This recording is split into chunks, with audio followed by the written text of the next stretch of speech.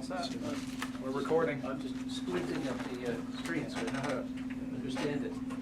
Good. Max, Julie, Michael, and Robin. Very good, thank you.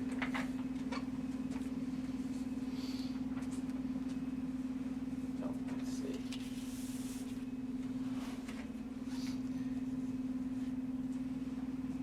Well, with that, why don't we convene our meeting at 4:37?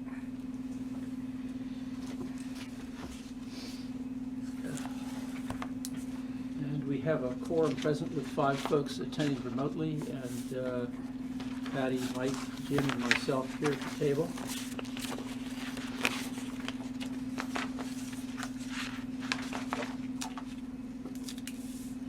We have a chance to look at the agenda and make any suggestions if we're going to make any changes before we proceed.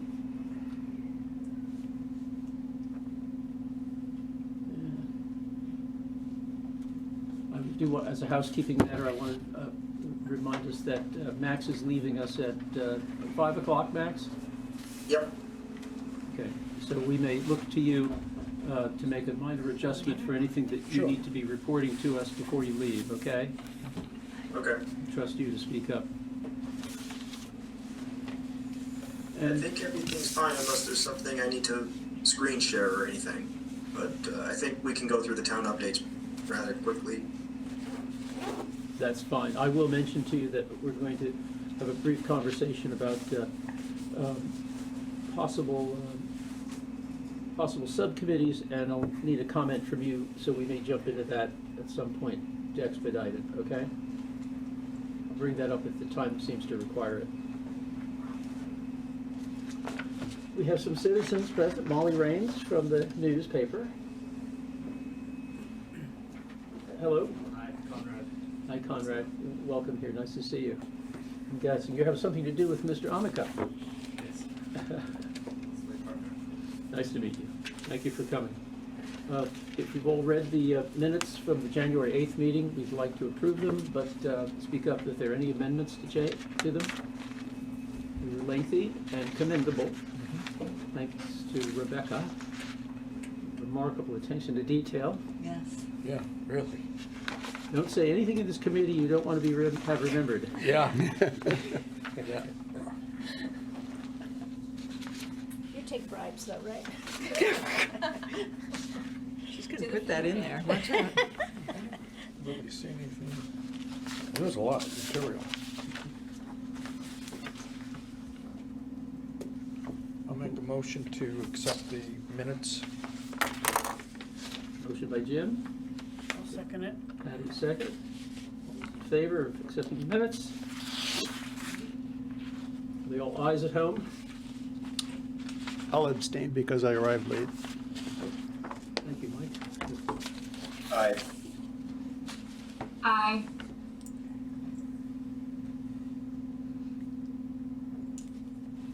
That was Michael and Robin saying aye. Okay. Good. Very good. Thank you. The minutes from January 8th were adopted. Town updates, and we'll turn it over to Max, please. Yeah, so going through the list, there's the Hoff's House RFP. We did get 2 responses. One was for demolition and one was for rehabilitation, or at least that was the brief synopsis for both of them. I haven't had too much time to really go through them, and Julie, I don't know if you've had enough time to go through them to talk about them tonight. I think there's something that we'll probably have a little bit more time to look over this week and then present at the select board meeting next week.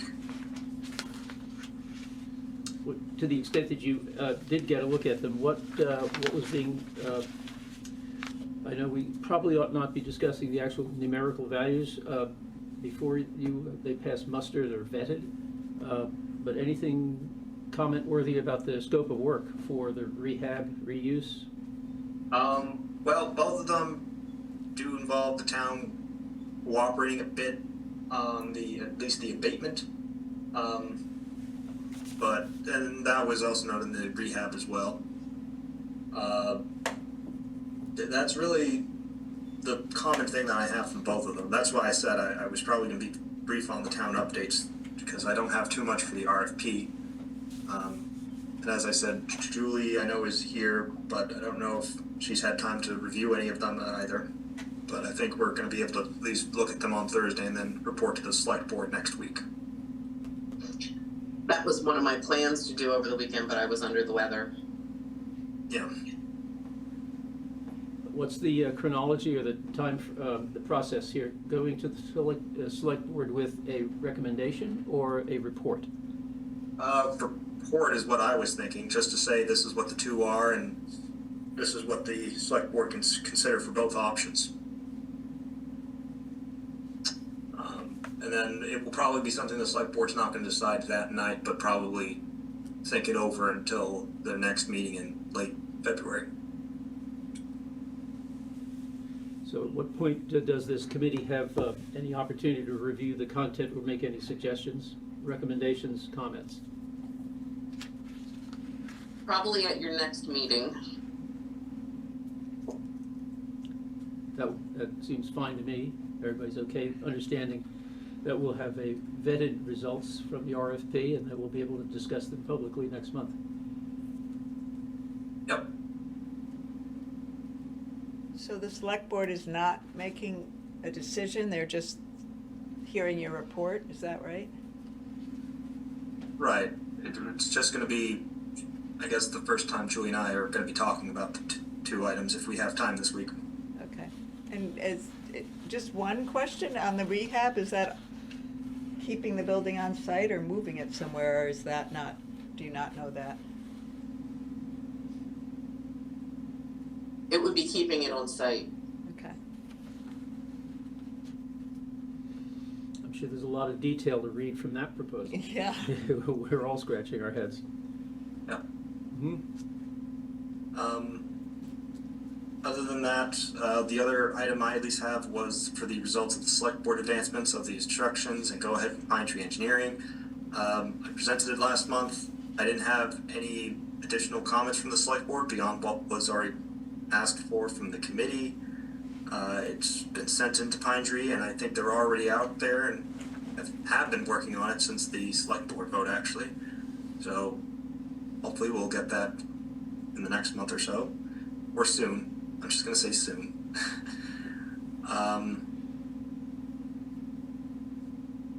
So they have an actual contractual notice to proceed, not with a date certain of delivery, but it's a process. You've given them a couple of months, something of that nature? Yeah. It was We filed- had that in our original contract, but I don't have that in front of me to tell you what their date certain would be after they receive it. Right. Sure. And then, I mean, we took a year, so.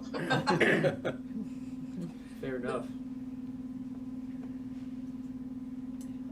I think he didn't increase his rates after waiting for a year for it, so I'll give him a little leeway. we'll take the win. Yeah. Very good. And that's all I really had for stuff that I could really present. I think everything else, the quick review of site topography survey, I think that's already handled elsewhere, and then the status of the DEP to confer with Leadvance. I don't really have any update on that. And I don't think I had anything else really to present for tonight. Unless I'm missing something else from the old business. If I may ask, has Leadvance and DEP visited the site looking at attractive nuisances, et cetera? Has that site visit occurred? I know that there was the site visit between Julie, DEP. Well, Oh, go ahead. no, he's talking about the list of, they sent out their people from, that does the well testing. Oh, forgive me, I don't know their name, but yes, somebody has been out. I don't have an update on that for you, Carl. Okay. We'll defer to the agenda for February. Yes. Or March. March. That- And oh, go ahead, Carl. Yes, March. And then I'm actually sorry. Again, is there anything else that you need me to answer or provide some feedback on? Because I'm actually being told that the room I'm in right now needs to be used for someone else. So one quick question, Sorry. Max, can you hear me? Max? Yep, I can hear you. The LD 1156, the trail information here, that's still going through the state, right? That's not a done deal, For, is that right? to my knowledge, yes, and I think that was something Bob was asking to talk about. That's something I wasn't really even gonna bring up, because you're right, it is going through the state. That's not any of the trail items I would have recommended. Okay, thanks. There's a few other grant programs that we could do. All right, The one item I did want your attention for just a moment of your time, and then we'll let you go, is the subcommittee discussion I wanted to have.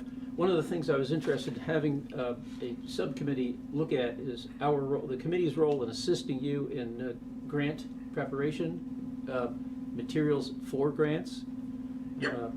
supporting you any way we can. I want to say parenthetically that Max is thoroughly conversant with the arsenal of grants, state, municipal, recreational trails program. So to the extent that we might be able to assist you in coming up with a timeline for our role, rather than us guessing at some of these things, can we ask you for a rough schedule of the aforementioned grant deadlines that you might be looking at? Yeah, I'll try and have something based on the current calendar year, as well as through different categories based on the subcommittees that are formed tonight. I'll try and focus on the trail grants for only the trail committee, and then for the Sylvania camping site, that would be its own set of different grants and everything else, if that's all right. I think that'd be very helpful to us to understand the lay of the land, the chronology of the things, the timeline you have to live with, and the ways we need to be able to help you. Okay. Thank you. So I'm sorry, I'm gonna have to get going right now. Marcus, Yep. when the meeting's done, you don't have to stop the record button. I'll just deal with that tomorrow, and you can leave Zoom. I guess you can just leave the laptop open if Conrad's still there to start it up again for the EDC meeting. Okay. All right. Bye, everyone. Good See you night. next. Thank you. So we have, under town updates, the topographic and the LiDAR surveys in front of us in 11 by 17 format. I'd like to ask you to talk to us about these. Okay. That stands for light imaging and radar. Wait, I should know that. But anyway, it just shows the surface of the ground. Gets rid of all the vegetation so you can see the features. And I had it at this scale because at the bigger scale, it's more pixelated. This is a small scale. I mean, usually the LiDAR resolution is just not so great that when you enlarge it, it almost gets fuzzier. So I had them reduce it, and if you reduce it more, I sent you all a digital version, you can actually, some other things pop out almost better, like stone walls and that, like all these lines that you see that are sort of linear are stone walls. I mean, you can pick out a lot of features on this if you know what you're looking for. Rocks, you know. I don't know if you can actually pick out the wellheads. It's possible, but I haven't actually looked to see if those correspond. But the main thing I thought this would be useful for, well, there's two things. One is just the trail design, because you can really pick out the gullies. And these are all soft soil gullies, so very erodible. So I feel like we have to take that into account. And also level areas, like there's one sort of in the middle of it that is turning into a wetland when we get more and more precipitation, which there was one proposal to put a trail through there, but I'd recommend against that because it's just going to get wetter. But it allows you to pick out some topographical information, but not all. Like you can't tell to what extent it's sloping down to the water, for instance. So it's really, you know, I think for the engineering point of view and where water might collect, again, in that wetland from a stormwater point of view or whatever, it's useful for that. And then if we look closely, we can pick out stone walls on this and map them more accurately. And then figuring out the trail layout. And it'd be possible to overlay some of that information too, which I took out all the written material just so you could see the image on this one. You know, I don't know if everyone has a copy of the big map that has all the, you know, all the wellheads and all the, I've sent it to everybody. I have it, and that's what I did the plan Right. based on. Right, so And the stone walls are on that too. right, most of them are, actually, not quite all. But, so anyway, this is just, makes the topography jump out and the gullies jump out, and really I see its biggest utility is probably for trails, maybe to some extent the infrastructure around a park. And I don't know about archaeology. I mean, LiDAR is used all the time for archaeology, you know, looking for cellar holes and, you know, that type of thing. So maybe this will be helpful for that as well, but I'm not an expert, so. I wonder, Michael, did you get the digital version of the LiDAR? Yes, I did, and we, Harbor Mitchell, the archaeologist that I've been working with, also has access to the LiDAR maps, and we have used them on various properties to locate, for example, wells and old stone foundations. So yes, Janet is correct that they are used for archaeology, and they have already been used for property in Waldoboro. I'm sure I'm using my imagination, but I have a pretty good imagination. I see in the largest parcel, not the Hofsys parcel, but in the largest parcel, a series of very faint rectilinear lines, very linear. There even seems to be a return in the lower left-hand corner, a series of returns, 1, 2, 3, 4, 5. Very faint, because I have the benefit of looking at this and I've enhanced it on my desktop. So I'm cheating. Any suggestion as to what those features are down in the woods? Very, very faint rectangles? Very large rectangles. On the lower left of the in the, Like the Hofsys parcel? No, No. not here's Hofsys. Yeah. Yep. Right in here. ah, A whole series of very faint rectangles. There's into returns. I In see other words, what there's you're 90 saying. degrees. Yeah. Very faint. Yep. sometimes there's an artifact of the imaging. I'm not, like all those parallel lines that you're seeing, but I'm not sure. Yeah, I'm not sure about that. Yeah, I don't know either. There were some impressions more towards one of the gullies, not the one below the Hofstas house, but the one just north of it, that I believe Harbor thought could have been cellar holes of old foundations. And when Harbor, Bill Maxwell, and I walked down there, we thought actually that it was a large gravel pit. So areas that were dug out for gravel, and that there weren't cellars there. But that was just first pass over, and he was trying to identify some of the shapes around the gully there. As to the lines, I'm not quite sure what you're pointing at, but I'm not an expert, and I know there are ways to read these to kind of differentiate between things that are just produced by the scanning itself and actual traces of the land. I mean, two things that show up if you were to look more to the east are all the relics of the moraines from the glacier. And some of those lines that are in that direction, you know, sort of following the boundary lines in a way, could be that have been smoothed out over the years by agriculture. I mean, I do know that the stream was rerouted that goes right by Sylvania, where you see those sort of gullies that used to have a different course. So, yeah, it's hard to know. Yes, take some interpretation. Their wastewater disposal lagoon shows up very clearly. I see that now. It doesn't correspond with the pink graphic very well, but you can see where that lagoon is. Yeah. Can I point that out? Yeah, right there.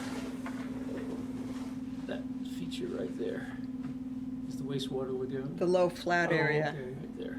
which I think was probably, again, it's a wetland. It's got sedges and cinnamon fern and things that grow in wetlands, and they may have consciously chosen just that level area Yeah. to have it all be in. It may be natural, I don't know.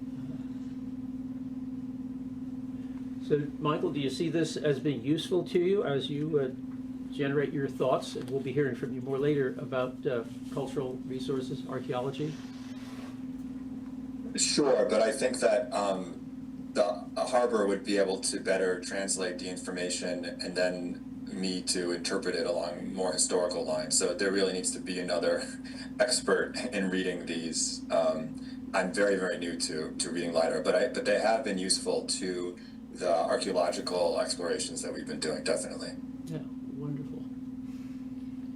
And just so you know, I've been meeting with Morgan to get her, the trail map that she has generated, which I didn't bring, but anyway, that we walked and then we looked at, it's all pretty, she knows exactly where that is in space, so that's very easy to get that onto the extended plan.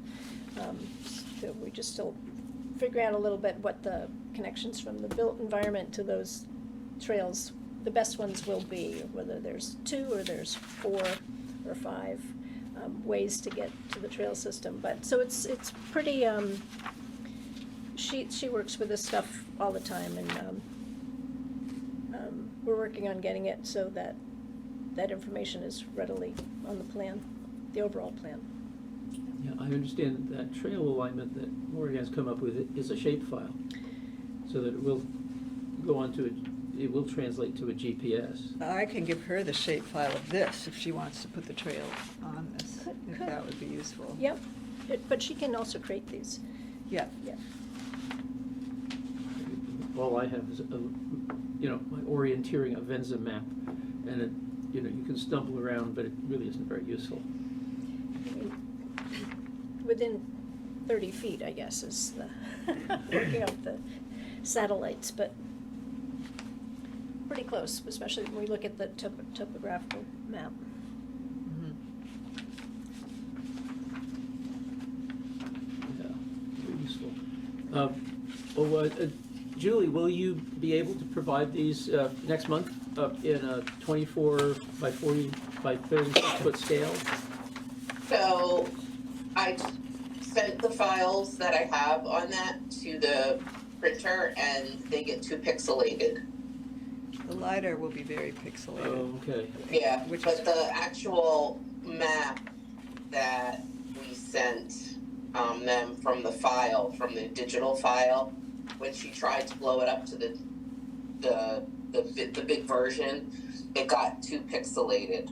So I think I asked you, Janet, forgive me because I've been sick and my mind's not exactly 100% yet. If you had a better file, and I think you sent it to me and I sent it to her and she still had the same issue with it pixelating. Because I think I had either them or mail it for you, print the version that I have that. Yeah, And I used the place in Damariscotta, so. Yeah, and this is plenty sharp, the one I sent Barbara. So I don't, but the LiDAR will be pixelated because it's just the scale, you're enlarging something that's scanned. Yeah. But this thing No, is, because I sent it over Fine. to, it wasn't mailed for you, it was, Supplies Unlimited. 1 inch equals 100. I sent you this file. Yeah. You wanted This is the something. one- This is the file. Of course, you can't see it up there, but This folks at one. the table can.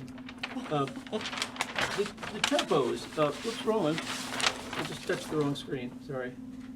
Yeah, so this is the one we had from the get-go and it's very sharp. I think so. yeah, I don't know why she had an issue with it, maybe it was the format, I don't know. But she had an issue with it and they couldn't print it, so then I was gonna take her a paper copy one and have her do those, but I got sick, so that's where I'm at. Actually, the one I got from Max did not print well. The one you sent, I asked for it from you. It's much. And that's better. what I sent, Julie asked and I sent you, it's like 11 megabytes, should be sharp Yes. enough. That should print okay Okay. at the scale, I so. will recheck with her. Yeah, this is the one. Maybe it's a program she's using Yeah, to open I mean, it's it. plenty sharp. Yeah. Actually, at the end of the day, for our purposes, the 2008 topography, the 2018 topography is highly useful. Yeah. It really is. It's 1 foot or 2 foot, I forget what we did for contours, it's finer than you ever use. I mean, it's not that sloping, really. Yeah, these are 1 foot contours, which is Yeah. a little unusual, Yeah, isn't it? totally. Yeah. Big company paid for that. Drumline did it. Advance did, didn't it? Didn't let Vance do it? It looks like that's what I saw in the. No, this was, we stole these lines from their survey that we actually didn't have permission. I'm not sure they did it. Rumline did it. I think the town may have actually paid for this, but I can't remember. Okay. Yeah. But it is sort of the ground out, literally and figuratively, out of which all of our activities will flow. So it's nice to refer to this. I prefer to work off a laptop anyway, frankly, because you can do a lot, you know. Once you mark up a piece of paper, you can't erase it. So if I understood, perhaps you'll be able to correspond with Morgane about coalescing your LiDAR with her She trail. already works with LiDAR. Yeah, though I don't know if hers is as sharp. But anyway, I'll just send her the shape files and she can work with whatever she wants to work with. Right, exactly. And she, Cal Topo, are you familiar with that too, Janet? Send her that, yeah. I think I've sent her that, but I'm Yeah. pretty sure, yeah. We'll see if that's useful, but it certainly is a good gesture to keep Morgane engaged with our committee.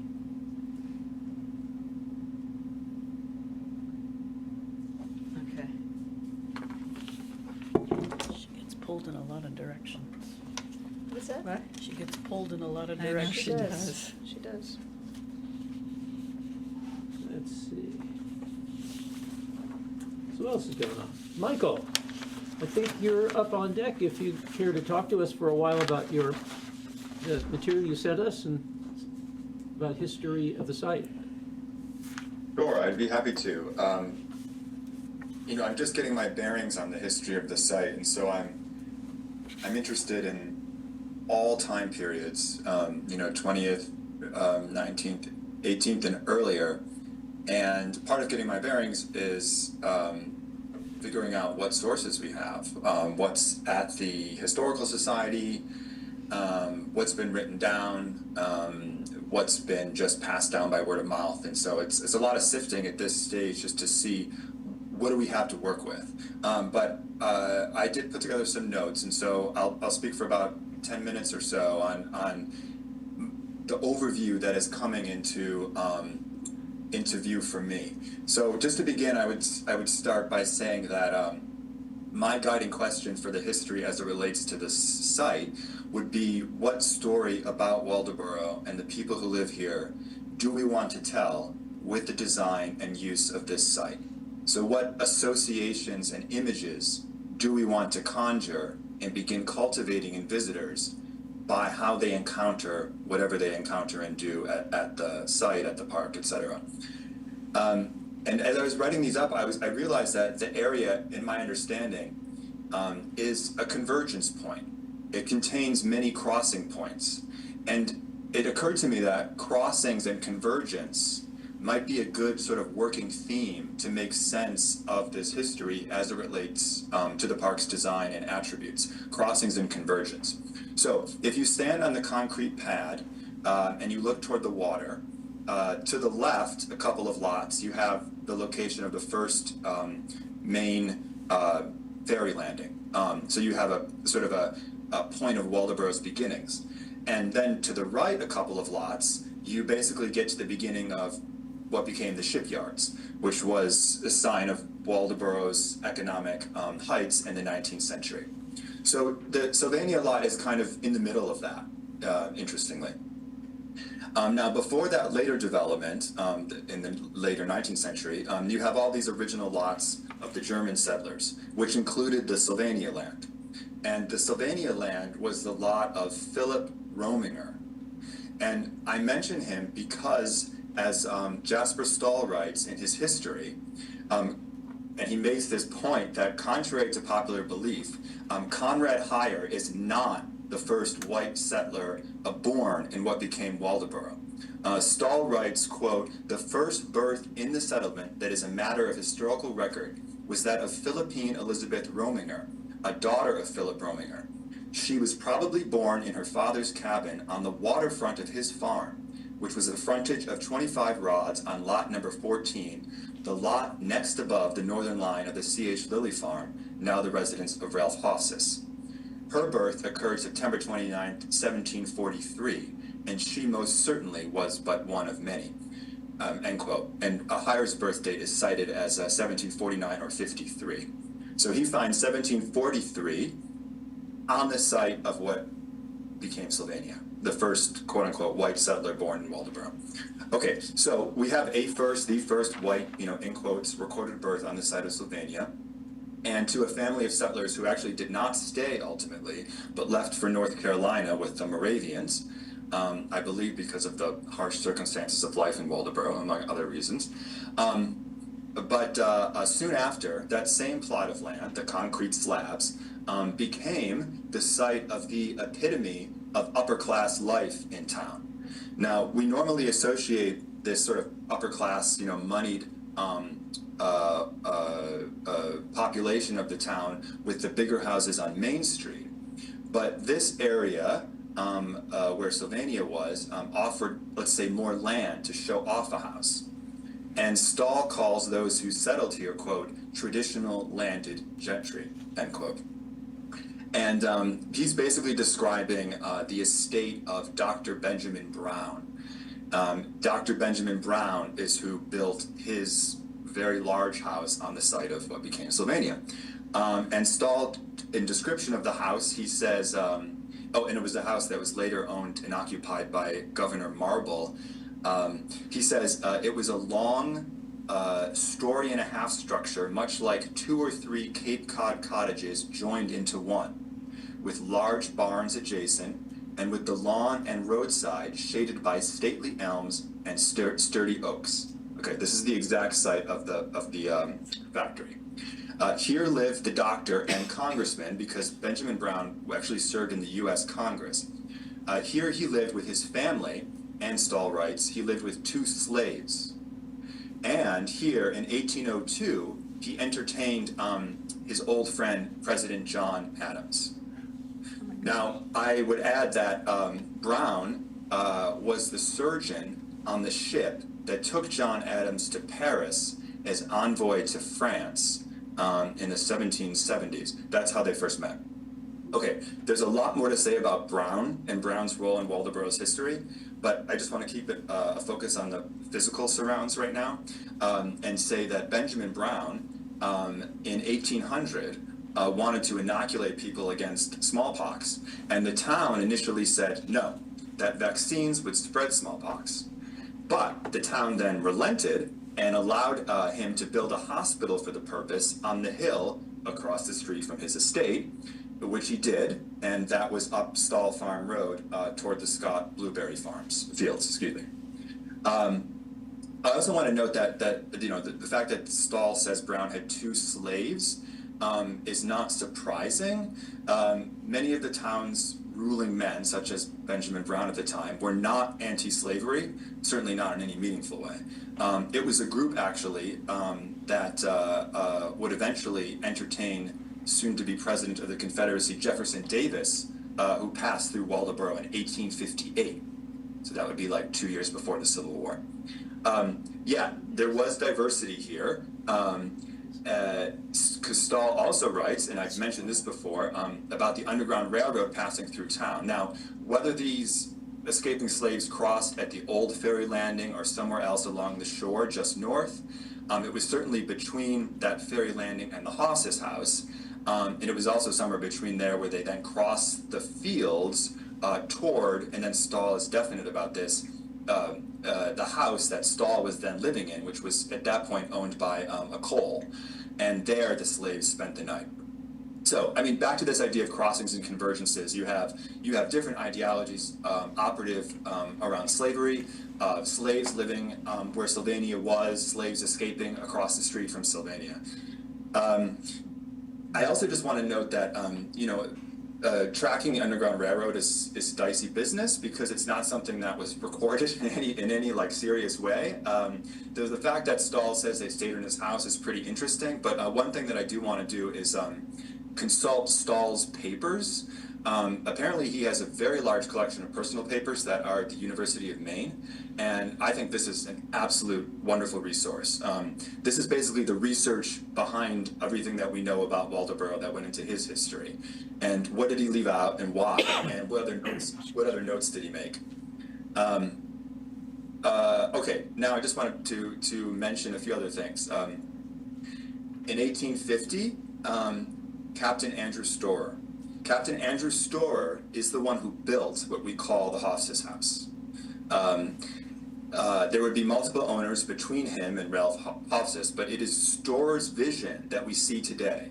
In the whole just grand regional variation of Greek revival, that's Storer.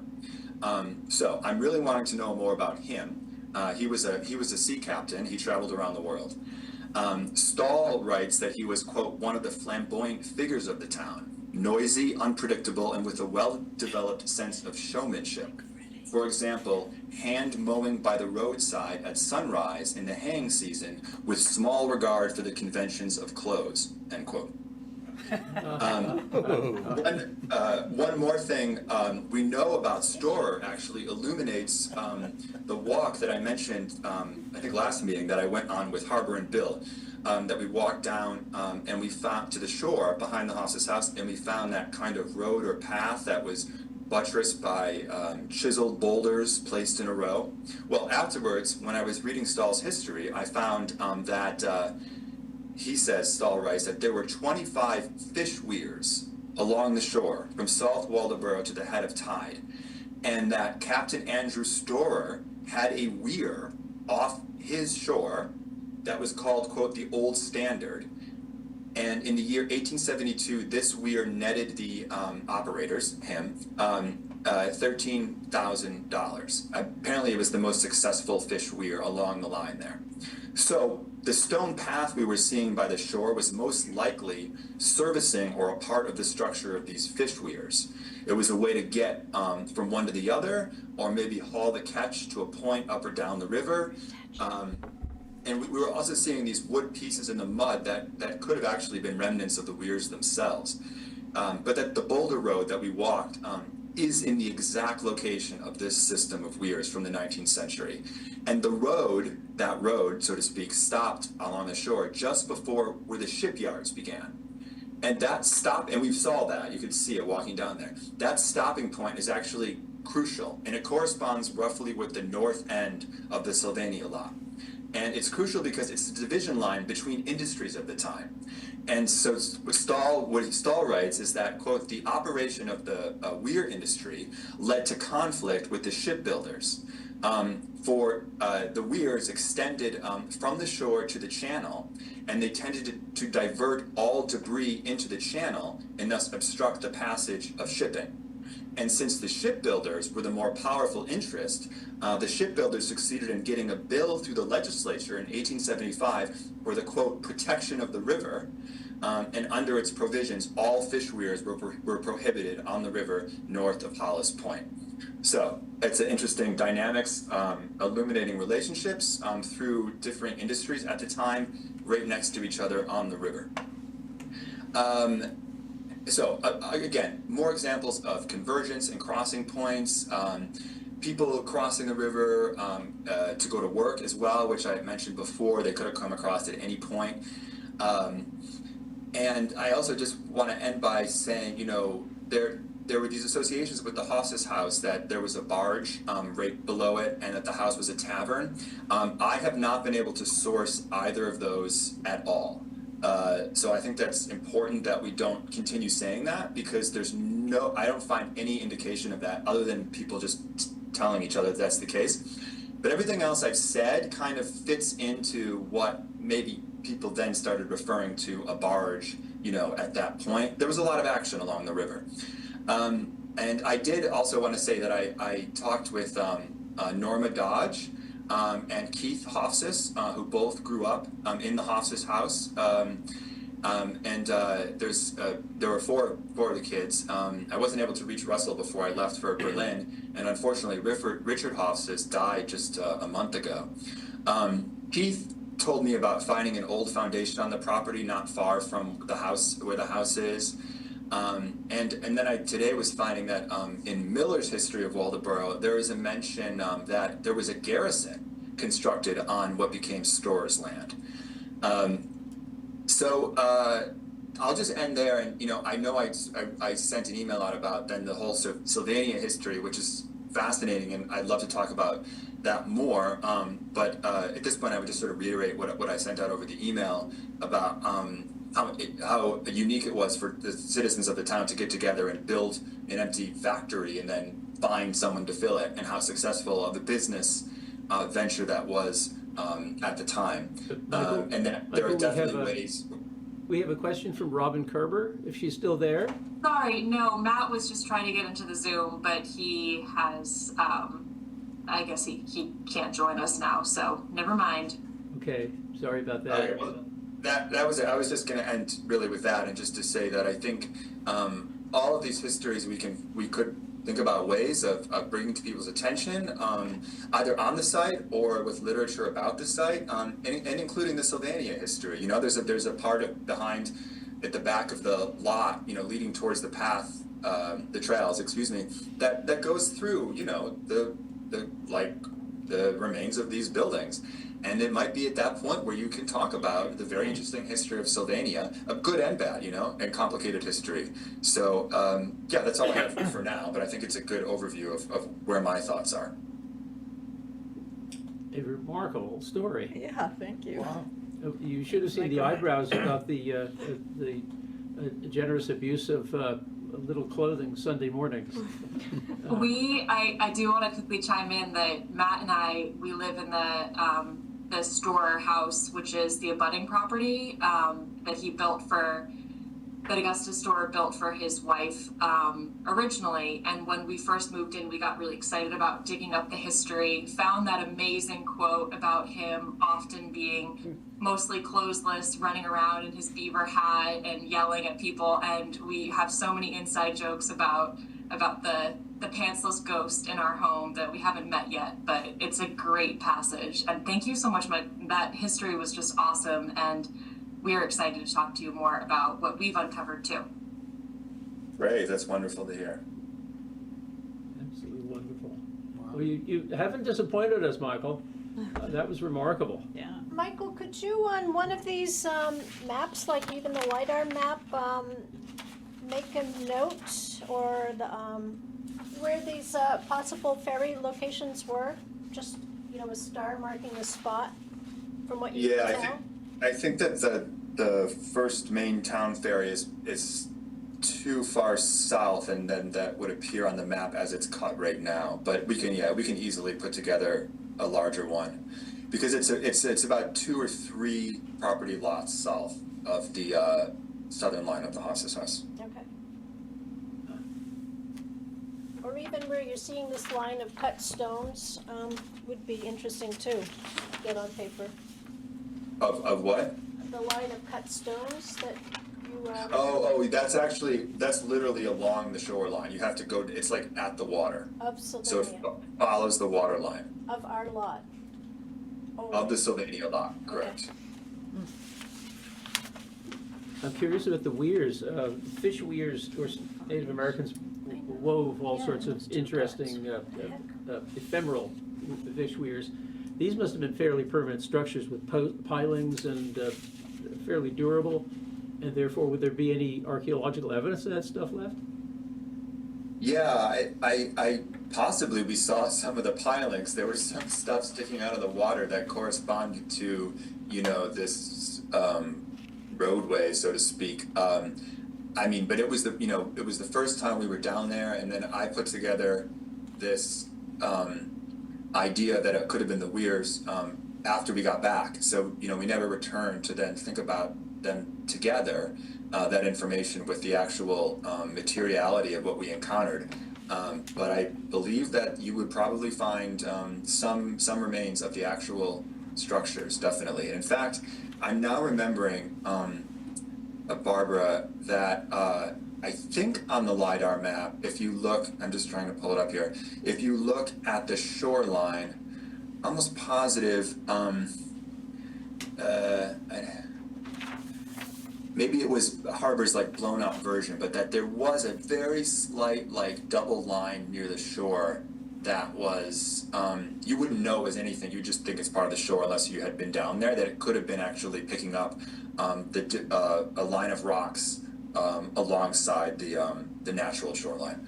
a line of rocks that were put there alongside the natural shoreline. But I'll have to look into it and find how I saw that in the LiDAR map at first. Michael, what were they fishing for? Was it salmon? Because herring didn't generally run up like this. Do you know? Yes, I do not know. I do not know I mean, I know salmon were around at some point, but they may have been all gone by then. Into the 1800s, I know. Okay. It's really fascinating. Yeah. Well, Michael, I think there's a place in the list of things that town residents are interested. There's a place in there for historic cultural interpretation of the site as passive public recreation. So there's nothing that inhibits us as a committee from making recommendations to make investments in educating and interpreting the site. And it's wonderful. We're very grateful to have you on the committee. Yeah, I think that we all probably are familiar with some ways that it's done. You know, signage is probably the main one, and that's definitely a possibility. But I don't know, I think that we have the opportunity to think quite creatively because we're all planning this from the ground up. You know, is there a more, experiential way to bring in some of this history? I don't have an answer. I'm just posing a very open-ended, imaginative question, but I think we might have an opportunity for something different. And so I'm going to think about that more, and I'd love for other people to join me in that. Very good. Nice. Does anyone have any Thanks, questions for Michael? With our appreciation, that was a wonderful report. Would you like to tell us where you are making this report from? I think it's an interesting place. Oh, I'm in Berlin. Oh, wow. Real Berlin. Yeah, it's a very interesting place. Not Berlin, Maine. That's fabulous. Wonderful. Thank you very much. And with respect to exploring each of the various things that in our charge to respond to community interest and the skill set that we have, we just had it demonstrated, I was hoping for a new business item to discuss how we have a couple of 2 or 3 committees. Those committees could embrace in much greater detail that which the committee of a whole probably ought not spend its time on. And that would be my next item to discuss. Such as, can you name what you're thinking? Okay. Committees? We have active and passive recreation, preservation of open space, and those are the principal objectives the citizens have spoken up about, and trails in particular were brought up. It seems to me that we probably would benefit, it's just a thought, that we would benefit from having committees who would have their own particular interests fulfilled by participating in a subcommittee. So a subcommittee looking at grants and funding. Those folks could convene as they need and could correspond separately with Max about the path forward for helping him with grants. A separate subcommittee looking at trails could spend some time in between meetings, visiting the site, and coming up with recommendations. Seems to me that's a good way for us to do our business rather than save it all for a big shotgun once a month. We come back together, convene, and we'll have 3 or 4 committees actually reporting their interests and their progress. Are you envisioning open to other people in the community or subcommittees from the people in this group? I don't think we would ever want to exclude these would be non-quorum meetings of members of the committee. Like they could working invite to it whomever they wish, I would think. Yeah, okay. I wonder what your appetite is for the idea. And if there is some appetite, I'm ready to nominate a few people. Well, and then there's the kind of the cultural aspect of it, that historical and cultural. Cultural Coming up with a resources, name and, history of the site, there's a separate subcommittee right there. And not everybody wants to hear in as much detail about a trail design because there's individual crossings, there's soil types, there's literally slippery slopes as well as the figurative ones. And maybe there's a committee of 2 or 3 people who would like to get together and work directly with Morgan, Charlie Witherell, or others, and come back with more concrete ideas. So if there's an appetite for that, maybe we can send out an email, ask folks to step up. Otherwise, I'm appointing you to the Recreation Subcommittee. No problem. Yeah, right? Sounds good. I mean, it makes sense to Are me. you thinking that the trail committee is also gonna start implementing some work on, is that what you're thinking? Oh, no, I think what we need to do is come up with a plan, because we're gonna look to Max principally, to raise funds either through the Land and Water Conservation Fund or Recreation So we shouldn't Trails. start any trail work till we have money in hand. Is that what you're thinking? Well, I think everybody's getting the cart ahead of the horse. Before any work starts, anything that comes out of this committee has to go to the select board for approval. Okay. Not so much funding, but you should have a plan that you then take. The committee's role is to make recommendations to the select board. Okay, that makes sense. Yes, yeah. I'd like to see that such a Yeah. plan is really embraced by the folks who know it well, the ones who've walked the Pucker Brush more times than I have, and who really know the site, its constraints and the benefits. So And honestly, I think, you know, we have these meetings and we keep talking in circles sometimes, but we've really left out the public presentation of all of this to the public. It's a bit of a chicken and egg. I mean, I can see having, if you had to say a trail subcommittee, just actually laying out the potential design based on, you know, overlay with the soils and blah, blah, blah, and tying in an ADA component maybe.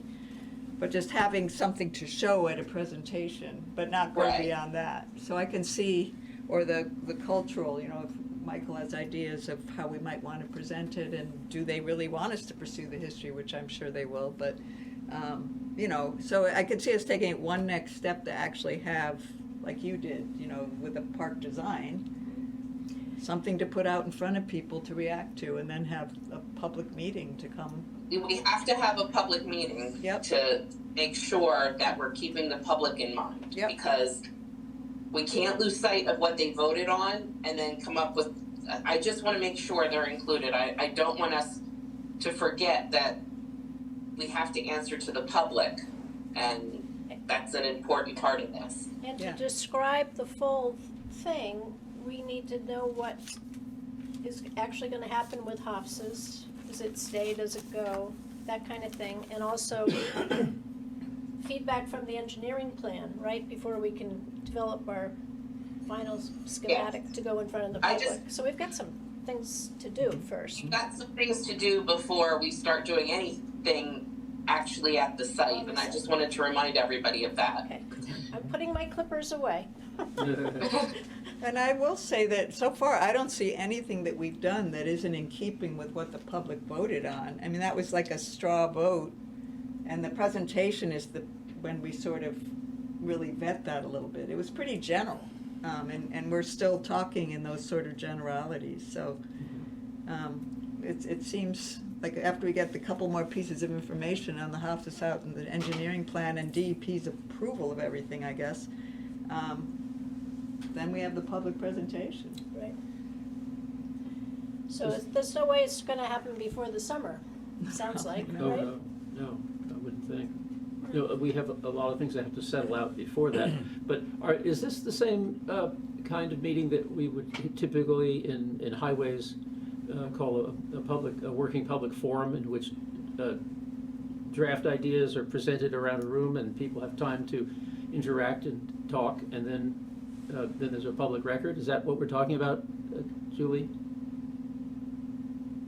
Yes, like a forum on the property. We would invite the public, have them come one night, and they could see, hopefully, like what the engineer would come up with, the trail map, you know, this is what we're doing, and they would have an opportunity to comment on it, including, you know, like the Hofstas House and other ideas. Jeez, I thought I turned this off, sorry. Does Pine Tree does their scope of services include a trail map, or is that Midcoast? No, they did not. That did not, Mike. So do you see it do you see the product from Pine Tree,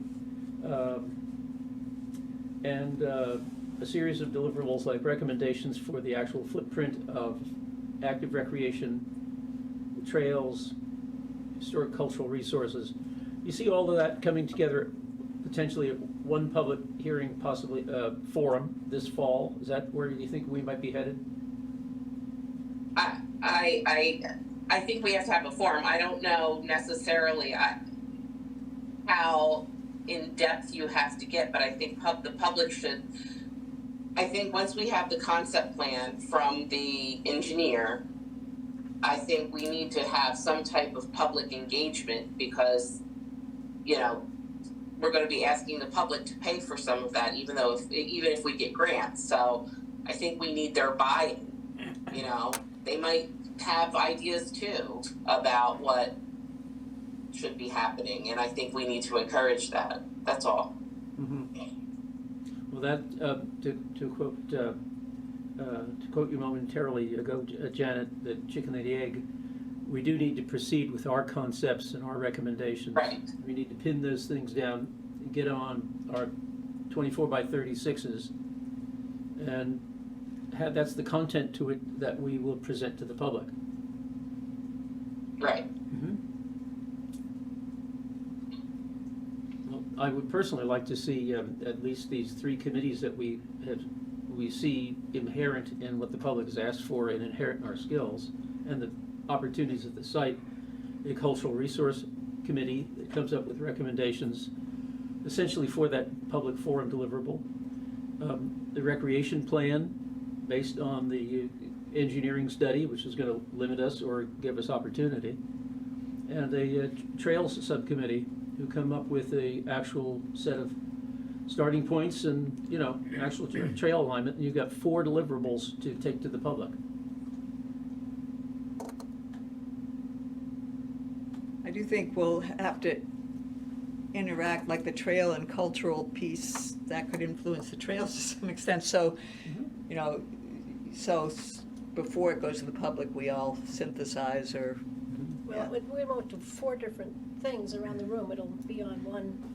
Right. It's gotta be digestible Yeah. to our public presentation, so. Yeah.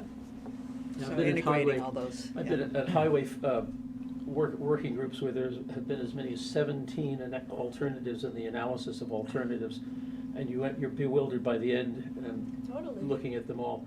Yeah. In our case, you know, we basically have 4 or 5 domains the public has asked for, and the site presents a couple of other things.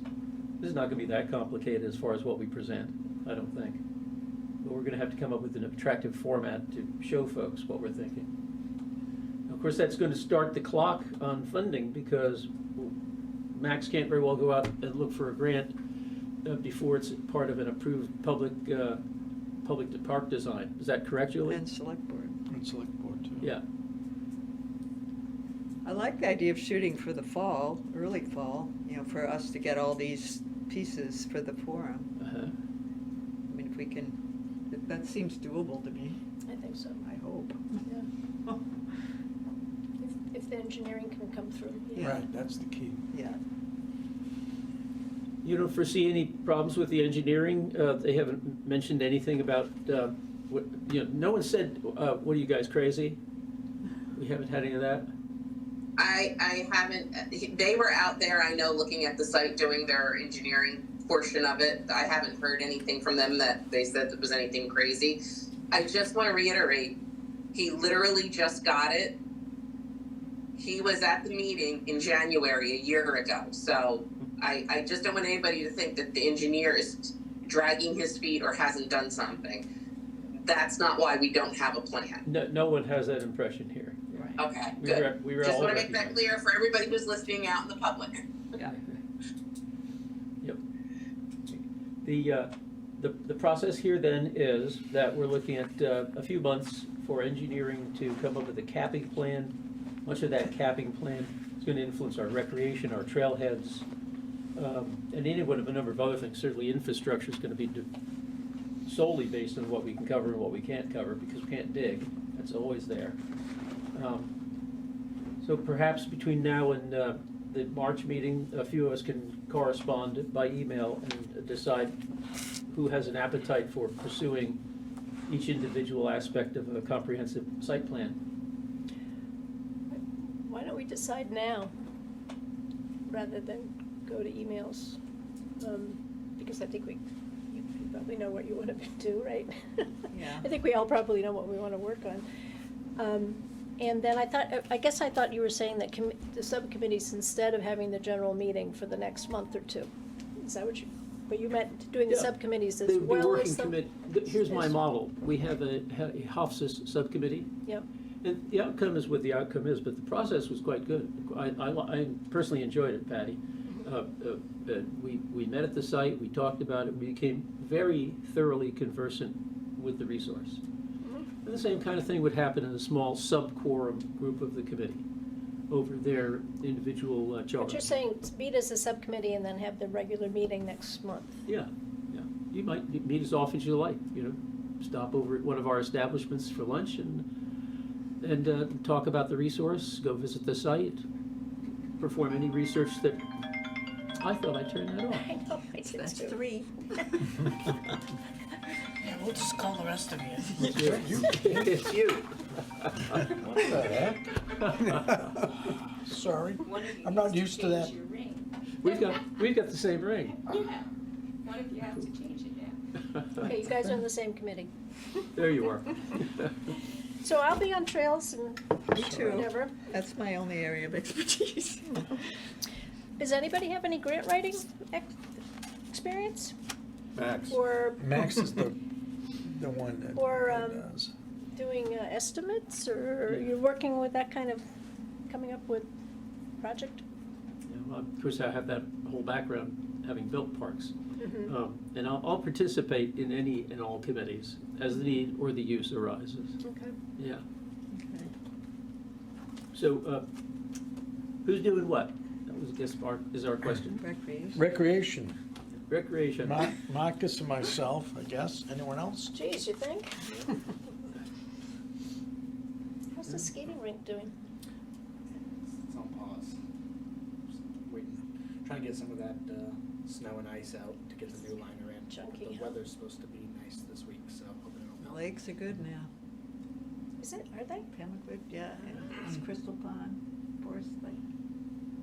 Nice. For this week. We'll Yeah. see. Yeah, right. Janet, Till who could Sunday. be working with you on trails? Well, again. Yep, me, And Charlie Witherell maybe would be willing, we'll see. That might be a start. I can definitely see integrating it with cultural, historical, but start out with what the land will allow, I guess, first. I feel like we should get that down, and then go from there. And then we'll need the pad, you know, figure out where you could have access, but. I'll be very happy to work with Michael on looking at and thinking about telling the story of the history of the site. Michael? Yeah, that would be great, Carl, and obviously anyone else is welcome. And, you know, I am interested, obviously, as Janet was saying, in terms of the trails and also the Hofs's house. So, you know, is it possible to keep it open that if we want to kind of be serving on multiple subcommittees that we can? I understand the structure allows for, you know, diversifying talents and getting things done, but I'm assuming that if you want to be involved with more than one, it's okay. Just to say that I am, so I'm happy to be. Thanks. Yeah, the only thing we'll have to remember is to never achieve a quorum of the meeting of committee members. Otherwise, We don't need to. everyone is invited to participate. Right. Yeah? when are you back, Michael? March 8th. Oh, and remind us that you had, Morgan had a conflict for March, is that correct? Yeah, she said that she was most likely not going to be in town when we were next scheduled to meet in March, but it wasn't definite. But I'm guessing she won't be, so possibly we should push that to April, or we will need to. Okay, well. If you want Morgan there. We could meet before that. She's very busy. Let's agree that her participation in April might be more appropriate anyway. There'll be a lot more to talk about. More Sure. information's always better. And the other thing is, we're going to see if, impose on Morgane to see if she can take the LiDAR and, as a shapefile, and overlay the trail map that she had sent me. And we'll have something to physically look at, with or without our level of understanding. I'll ask her to do that. Okay, thank you, Barbara, that's wonderful. So we have 3 committees that we're talking about, and people can step up and in and out, and we will have a formal portion of the agenda to include reports from each of those committees: recreation, trails, and cultural resources. Does that make sense to everybody? Yes. Send these as, Thank did you. you send these as files on email? You did? Could you send them to me? I'm not on your committee I folder. thought I did send it, sorry. It's okay. I'll just say with trails, the one thing I don't have expertise on is the ADA. I don't know if that comes under the recreation.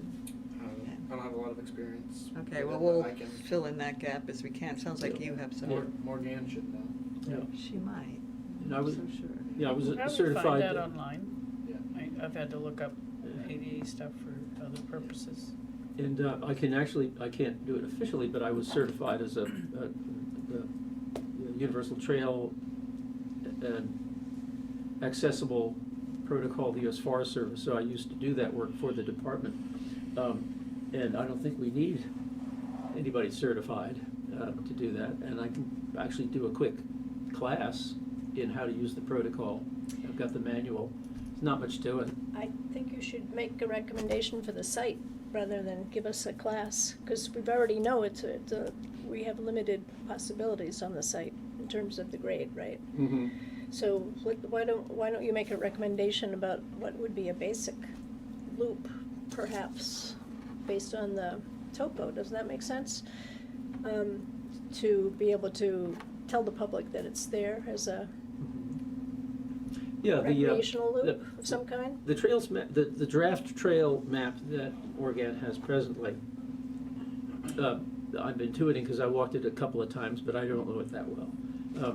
I'm sure she's looked at it both in terms of reasonableness, but not in terms of ADA. It's totally not ADA. I mean, we Right, talked right. about that when we were walking So, it, yeah. so what we will do, I recommend we do, is we come up with the Trails Committee's rough design, getting finer, getting a little bit tighter, and then I'll go out and assess that, do the cross trail and the slope assessment. And I think you saw the trail accessibility information sign I sent out some while ago, just as an idea for you to understand how to do this.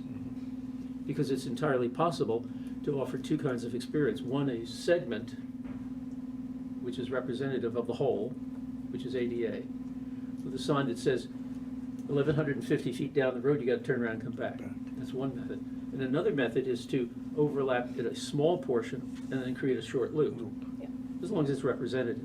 That's pretty much how you do this. Yeah. So we'll come up with those specificities in the right time. Yeah, and that short loop, you can push a stroller, or you can do alternate, you know, things, you get a small amount of time or whatever. Some of it depends on the Hofstas house too. Exactly. Yeah, Okay. a lot of moving parts here. Right. Yeah, certainly. All right, under correspondence, we have the LD 1156, which we've handed out. Actually, if you wish to contact Pete Didesheim at the Natural Resources Council of Maine. They're the lead on advocating for this funding source. It would be a state bond. I think as individuals, we may feel strongly, we may feel less strongly. This is a developing state, and it needs to be able to preserve open spaces in the context of built spaces, which are going to overwhelm us eventually in this state. So a fund like this will create trails and ADA trails and help actually preserve some spaces where those trails might occur in the built landscape as it gets more built. So I just encourage people to contact Pete Didesheim if you're interested in supporting it. I don't know where it is in the legislative process, but Bob Butler wanted us to be sure to be aware of it. So is this I assume they vote to approve a bond and we vote on the bond next November? I would guess. They have to so pass in the terms of timing, legislation. is that how it probably works? Sounds like a 2-year process too, Right. doesn't it? But we can find that out. I can find out more about that.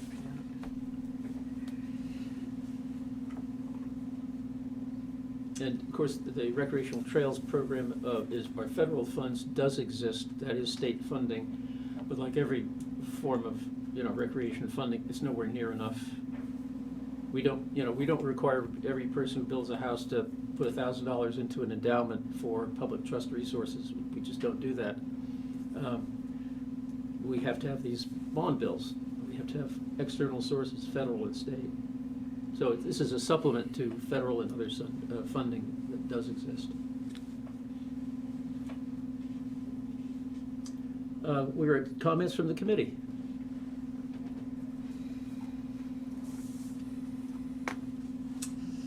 The next meeting is March 4, 4:30. We're going to change that agenda to reference Morgan Price with a question mark. And possibly then we'll be able to look at what she's been able to produce, even if she's not here, with Barbara's input. We'll entertain at 5:48, motion to adjourn. I move. Janet? Jim? Thank you all.